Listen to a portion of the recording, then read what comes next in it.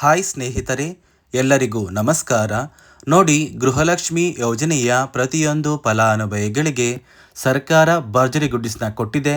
ನಿಮ್ಮ ಬ್ಯಾಂಕ್ ಖಾತೆಗೆ ಒಟ್ಟಿಗೆ 6,000 ಹಣನ ಸರ್ಕಾರ ಜಮಾ ಮಾಡ್ತಾ ಇದ್ದು, ಗೃಹಲಕ್ಷ್ಮಿ ಯೋಜನೆಯ 16 ಮತ್ತು 17ನೇ ಕಂತಿನ 4,000 ಹಣ, ಅನ್ನಭಾಗ್ಯ ಯೋಜನೆಯ ಪೆಂಡಿಂಗ್ ಇರುವಂತಹ 5 ಕಂತಿನ 2,000 ಹಣ, ಒಟ್ಟು 6,000 ಹಣ ಪ್ರತಿಯೊಂದು ಫಲಾನುಭವಿಗಳಿಗೆ ಸರ್ಕಾರ ಜಮಾ ಮಾಡ್ತಾ ಇದ್ದು, ನಾಳೆ ಶುಕ್ರವಾರ ಅಂದರೆ ಜನವರಿ 10ರಿಂದ ಕರ್ನಾಟಕದ 27 ಜಿಲ್ಲೆಗಳಿಗೆ ಸರ್ಕಾರ ಈ 6,000 ಹಣನ ಜಮಾ ಮಾಡ್ತಾ ಇದೆ ಮತ್ತು ಸರ್ಕಾರ 5 ಹೊಸ ನಿಯಮಗಳನ್ನ ಕೂಡ ಜಾರಿಗೆ ತಂದಿದೆ.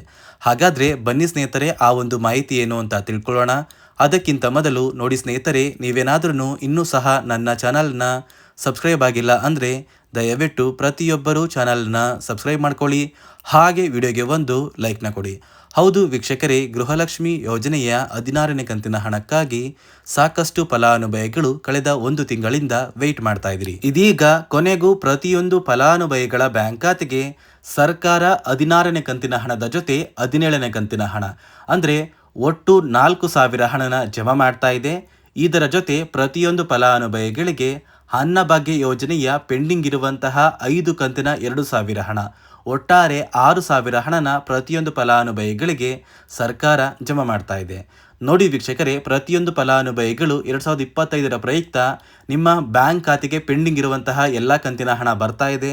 6,000 ಹಣ ಆದಷ್ಟು ಬೇಗ ಜನವರಿ 15ರಷ್ಟರಲ್ಲಿ ಪ್ರತಿಯೊಂದು ಫಲಾನುಭವಿಗಳಿಗೆ ಸರ್ಕಾರ ಜಮಾ ಮಾಡ್ತಾ ಇದ್ದು, ಈ 6,000 ಹಣನ ನೀವು ಪಡಿಬೇಕು ಅಂದರೆ ಸರ್ಕಾರ ಪ್ರತಿಯೊಂದು ಫಲಾನುಭವಿಗಳಿಗೆ 5 ಹೊಸ ನಿಯಮಗಳನ್ನ ಕೂಡ ಜಾರಿಗೆ ತಂದಿದೆ. ಆ 5 ನಿಯಮಗಳು ಏನು ಅಂತ ಕೂಡ ತಿಳ್ಕೊಳ್ಳೋಣ.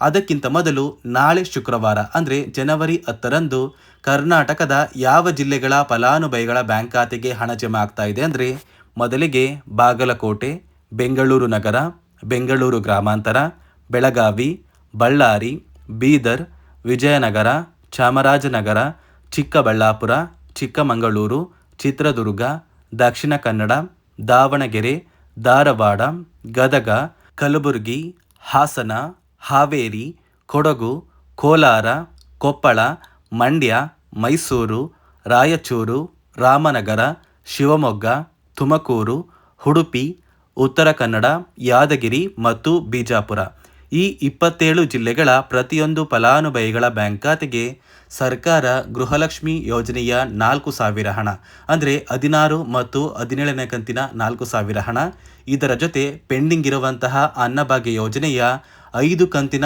2,000 ಹಣ, ಒಟ್ಟಾರೆ 6,000 ಹಣನ ಪ್ರತಿಯೊಂದು ಫಲಾನುಭವಿಗಳಿಗೆ ಜನವರಿ 10ರಿಂದ ನಿಮ್ಮ ಬ್ಯಾಂಕ್ ಖಾತೆಗೆ ಜಮಾ ಆಗ್ತಾ ಇದೆ.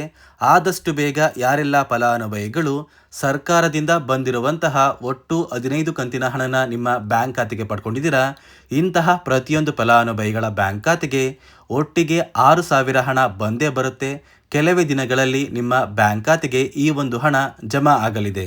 ಒಂದು ವೇಳೆ ನಿಮ್ಮ ಬ್ಯಾಂಕ್ ಖಾತೆಗೆ ಪೆಂಡಿಂಗ್ ಹಣ ಇನ್ನೂ ಕೂಡ ಜಮಾ ಆಗಿಲ್ಲ ಅಂದರೆ ಯಾವುದೇ ರೀತಿಯ ಗೃಹಲಕ್ಷ್ಮಿ ಯೋಜನೆಯ ಹಣ ನಿಮ್ಮ ಬ್ಯಾಂಕ್ ಖಾತೆಗೆ ಜಮಾ ಆಗೋದಿಲ್ಲ.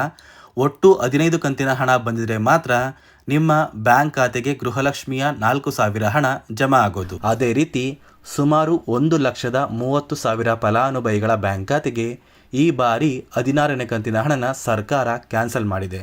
ಈ ಒಂದು ಫಲಾನುಭವಿಗಳಿಗೆ ಯಾವುದೇ ರೀತಿಯ ಗೃಹಲಕ್ಷ್ಮಿ ಯೋಜನೆಯ 2,000 ಹಣ ಇನ್ನು ಮುಂದೆ ಜಮಾ ಆಗೋದಿಲ್ಲ ಅಂತ ಸಚಿವೆ ಲಕ್ಷ್ಮೀ ಹೆಬ್ಬಾಳ್ಕರ್ ಅವರು ಮಾಹಿತಿನ ಕೊಟ್ಟಿದ್ದು, ಯಾವ ಕಾರಣಕ್ಕೆ ಈ ಫಲಾನುಭವಿಗಳಿಗೆ ಹಣ ಜಮಾ ಆಗ್ತಾ ಇಲ್ಲ ಅಂದರೆ, ಸರ್ಕಾರ ಕೆಲವೇ ದಿನಗಳ ಹಿಂದೆ ಗೃಹಲಕ್ಷ್ಮಿ ಯೋಜನೆಯಲ್ಲಿ 5 ಹೊಸ ನಿಯಮಗಳನ್ನ ಜಾರಿಗೆ ತಂದರು.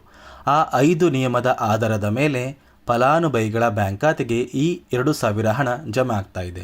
ಹಾಗಾದರೆ ಬನ್ನಿ ಸ್ನೇಹಿತರೆ, ಆ 5 ನಿಯಮಗಳು ಏನು, ಆ ಒಂದು ನಿಯಮಗಳನ್ನ ಕಡ್ಡಾಯವಾಗಿ ನೀವು ಪಾಲಿಸಬೇಕಾ ಅಂದರೆ, ಹೌದು ಸ್ನೇಹಿತರೆ, ಈ 5 ನಿಯಮಗಳನ್ನ ನೀವು ಕಡ್ಡಾಯವಾಗಿ ಪಾಲಿಸಿದರೆ ಮಾತ್ರ ನಿಮ್ಮ ಬ್ಯಾಂಕ್ ಖಾತೆಗೆ 2,000 ಹಣ ಬರೋದು.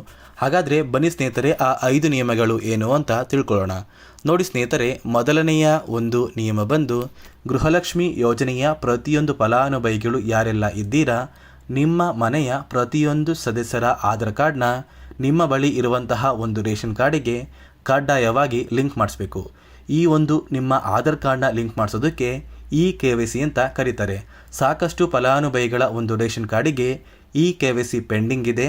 ಅದೇ ಒಂದು ಕಾರಣಕ್ಕೆ ಸರ್ಕಾರ ಈ ಬಾರಿ ಈ 5 ಹೊಸ ನಿಯಮಗಳನ್ನ ಜಾರಿಗೆ ತಂದಿದೆ.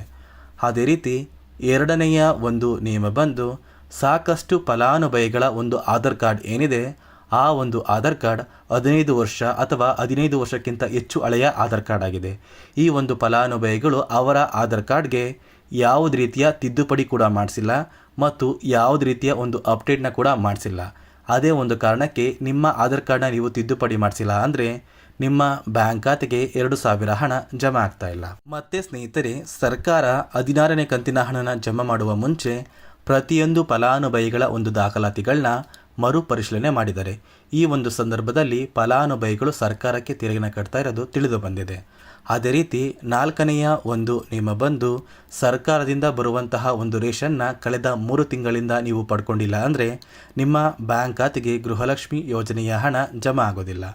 ಮತ್ತು ಸ್ನೇಹಿತರೆ, 5ನೆಯ ಒಂದು ನಿಯಮ ಬಂದು ನಿಮ್ಮ ಒಂದು ವಾರ್ಷಿಕ ಆದಾಯ 7 ಲಕ್ಷಕ್ಕಿಂತ ಕಡಿಮೆ ಇರಬೇಕು. ಒಂದು ವೇಳೆ ವಾರ್ಷಿಕ ಆದಾಯ 7 ಲಕ್ಷಕ್ಕಿಂತ ಜಾಸ್ತಿ ಇದ್ದರೆ ನಿಮ್ಮ ಬ್ಯಾಂಕ್ ಖಾತೆಗೆ ಗೃಹಲಕ್ಷ್ಮಿ ಯೋಜನೆಯ ಹಣ ಬರೋದಿಲ್ಲ.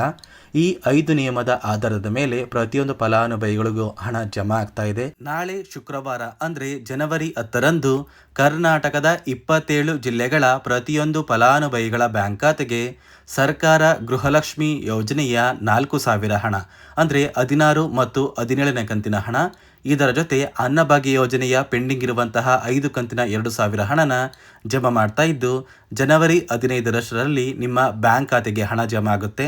ಇದಿಷ್ಟು ಗೃಹಲಕ್ಷ್ಮಿ ಯೋಜನೆ ಕುರಿತು ಸರ್ಕಾರದಿಂದ ಬಂದಿರುವಂತಹ ಹೊಸ ಮಾಹಿತಿಯಾಗಿದೆ. ನಾನು ಕೊಟ್ಟಿರುವಂತಹ ಮಾಹಿತಿ ನಿಮಗೆ ಇಷ್ಟ ಆಗಿದ್ರೆ ದಯವಿಟ್ಟು ಪ್ರತಿಯೊಬ್ಬರೂ ನನ್ನ ಚಾನಲ್ನ ಸಬ್ಸ್ಕ್ರೈಬ್ ಮಾಡ್ಕೊಳ್ಳಿ, ಹಾಗೆ ವಿಡಿಯೋಗೆ ಒಂದು ಲೈಕ್ನ ಕೊಡಿ.